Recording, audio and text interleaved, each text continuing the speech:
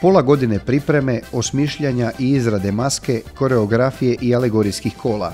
Sve za dan kada će se kostrenske beštije prošetati riječkim korzom. 60-ak beštija u prepoznatljivim zelenim odorama uljepšalo je vizuru treće karnevalske povorke na svijetu. Kostrenski špažičari ove su godine po ukusu kritike bili najljepša maska na riječkom karnevalu. Ljudi tako govore, evo ga, meni je jako drago što se ljudi mi bježa i mi smo evo stvarno veli trud uložili va to je pola leta stvarno veloga dela i evo ga, drago nam je da smo dobili takove pozitivne komentari od drugih, a što to sve skupa naravno dava nam forcu za dalje, znamo da smo dobro delali, da smo se dobro prezentirali i to je onda lipo čuti od promotrači, od ljudi ki žive i ki vole maškare. Koreografiju su špažičari izveli na svih 6 pozornica ovogodišnje 34. po redu riječke karnevalske povorke. Nastupali su na samoj polovici programa kao 55. karnevalska skupina. Među razigranim karnevalistima bila je i načelnica općine Kostrena. Sve je od početka do kraja ovogodišnjeg karnevala prema njenim riječima bilo sjajno. Ovo je zaista jedno prekrasno finale i završetak maškaranih događanja ovoga leta. Mi smo i u Kostreni zadovoljni kako je sve prošlo.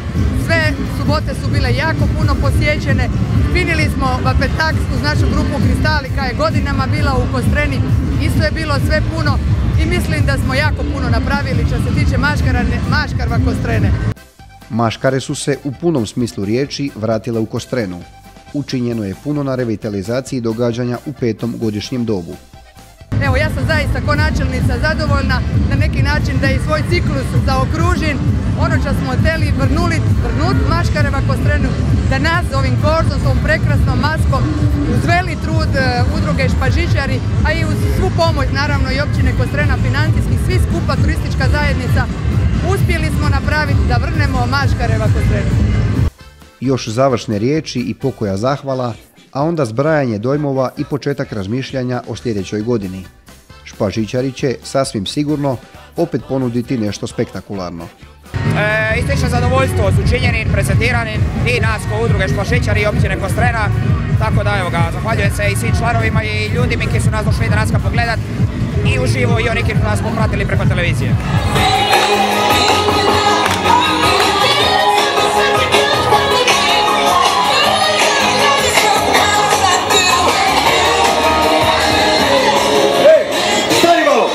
Molim te, ne bojo, boš zapravo. Ovako ljudi, može veliki pljesak, ovo je najljepša grupa danas. Najbolji